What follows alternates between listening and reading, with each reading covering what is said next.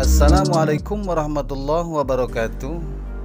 Halo sobat semua, jumpa lagi dengan Kang Haji Samsul. Pada konten kali ini kita akan berwisata ziarah sekaligus mengupas sekilas sejarah salah satu ulama penyebar agama Islam di tanah Sunda, yaitu Syekh Kuro.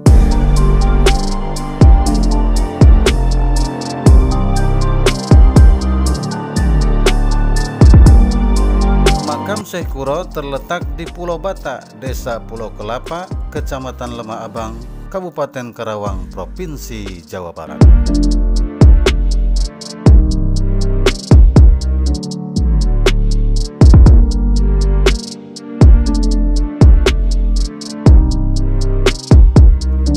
Syekh Kuro, beliau adalah bernama Syekh Hasanuddin atau Syekh Qurratul Ain atau Syekh Mursahadatillah.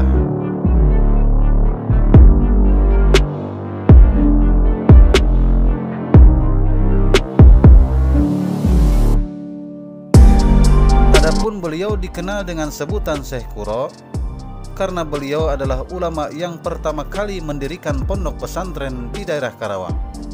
Dan pondok tersebut dinamainya Pondok Kuro, yang bermakna tempat untuk belajar Al-Quran, yaitu sekitar tahun 1418 Masehi. Dan di pesantren inilah pertama kalinya dibangun masjid di Karawang, yang sekarang menjadi Masjid Agung Kota Karawang.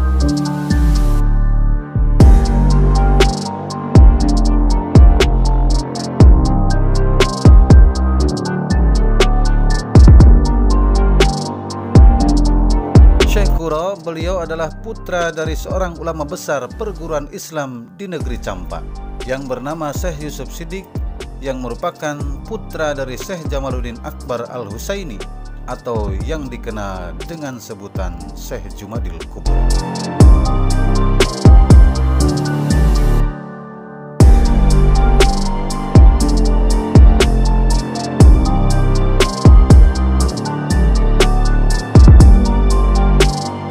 Kuro datang berlabuh di Pelabuhan Muara Jati atau sekarang dinamai Cirebon sekitar tahun 1416.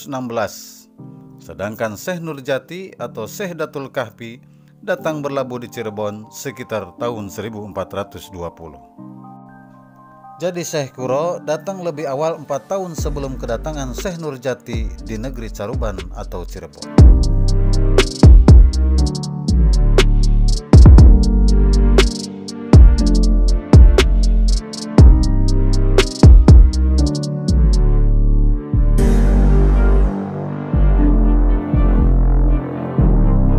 Maksud dan tujuan kedatangan Syekh Hasanuddin atau Syekh Kuro ke Cirebon adalah untuk menyebarkan dan mengajarkan ajaran agama Islam. Dan kedatangan beliau pun disambut baik oleh Sah Bandar atau penguasa Pelabuhan Muara Jati Cirebon yang bernama Ki Gedeng Tapa. Dan Syekh Kuro pun selama berada di Cirebon, beliau menyebarkan dan mengajarkan ajaran Islam kepada rakyat Cirebon. Dan Ki Gedeng Tapa pun bersama rakyat Cirebon pada waktu itu menyebut Syekh Hasanuddin atau Syekh Kuro dengan sebutan Syekh Mursahadatillah.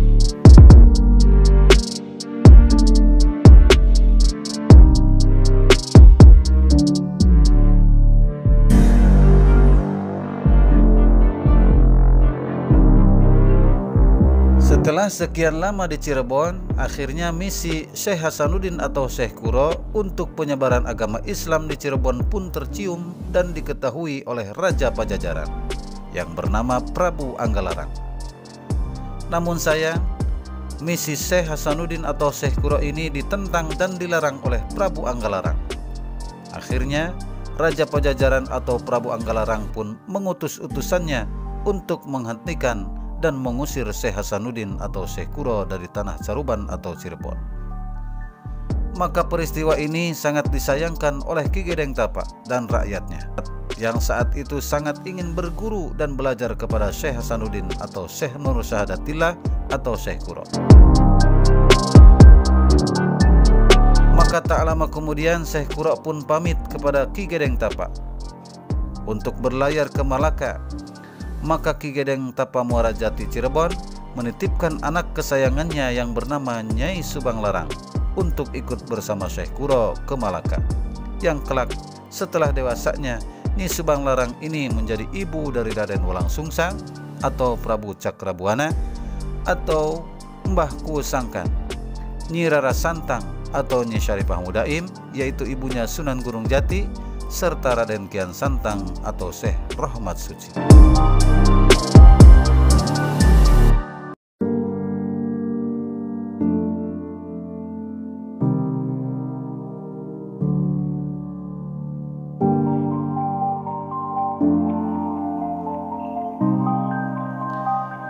Syekh Kuro beserta para santrinya tiba dan berlabuh di pelabuhan Pura Dalam Karawang. Syekh Kuro datang bersama para santrinya, antara lain Syekh Abdurrahman, Syekh Maulana Mazkur, Nyai Subang Larang, dan Syekh Abdullah Dargom atau dikenal sebagai Syekh Bentong. Yang kelak Syekh Bentong ini berlayar dan tinggal di Gresik dan menjadi mertua Prabu Brawijaya V Kertabumi atau Raja Majapahit, yang kemudian Raja Majapahit memiliki putra bernama Jimbun atau Raden Hasan alias Raden Patah, yang menjadi Sultan Islam pertama di Kerajaan Demak. Dan menurut sebagian sejarah, Syekh Bentong adalah putra dari Syekh Kuro. Jika benar demikian, maka dapat disimpulkan bahwa Syekh Kuro adalah kakek buyutnya Raden Patah, Sultan Demak.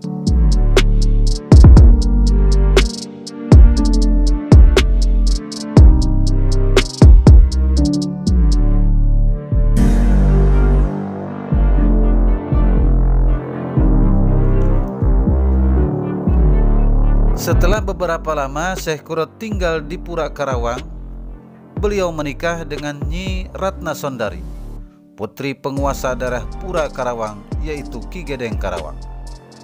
Dan beliau mendirikan pesantren yang diberi nama Pondok Kuro. Diberi nama demikian karena mengutamakan pendidikan Al-Quran, sehingga ia pun dikenal dengan julukan Syekh Kuro.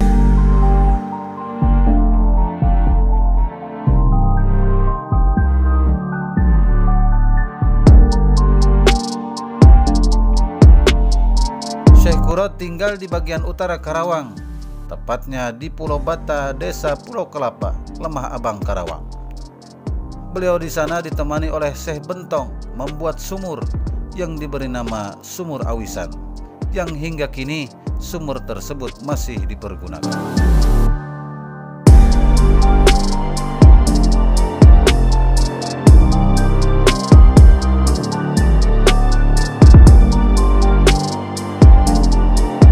Tentang dakwah Syekh Hasanuddin atau Syekh Kuro di Pelabuhan Karawang rupanya telah terdengar kembali oleh Raja Pajajaran atau Prabu Anggalarang, yang dulu pernah melarangnya ketika berada di Cirebon.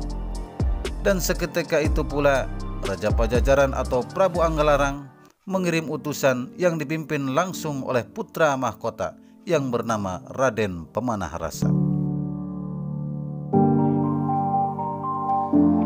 Raden Pemanah Rasa diutus oleh ayahandanya Prabu Anggalarang untuk menutup pesantren Syekh Kuro tersebut.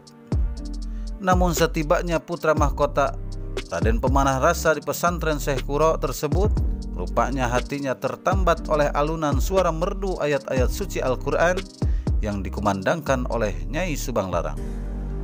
Maka dari situ ia mengurungkan niatnya untuk menutup pesantren Syekh Kuro tersebut, dan tanpa ragu-ragu ia pun menyatakan isi hatinya untuk memperistri Nyi Subang Larang.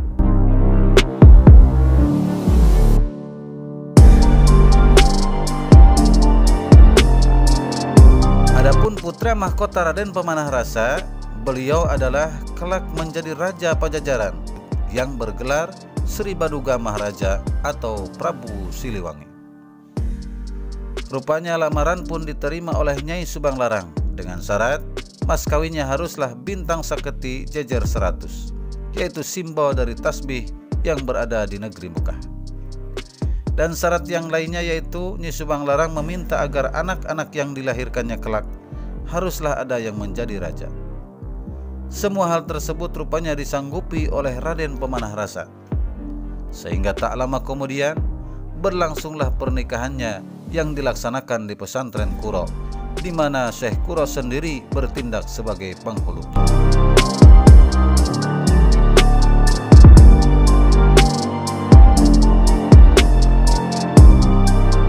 Dan dari pernikahan Raden Pemanah Rasa atau Sri Baduga Maharaja atau Prabu Siliwangi dengan Nyi Subang Larang, beliau dikaruniai 3 orang putra, yaitu Raden Walang Sungsang atau Pangeran Cakrabuana atau Cakraningrat atau Mbah Kusangka. Yang kedua Nyi Mas Rara Santang atau Syarifah Mudaim, yaitu ibunya Syekh Syarif Hidayatullah atau Sunan Gunung Jati. Yang ketiga Raja Sangara atau Raden Kian Santang atau Syekh Rohmasud.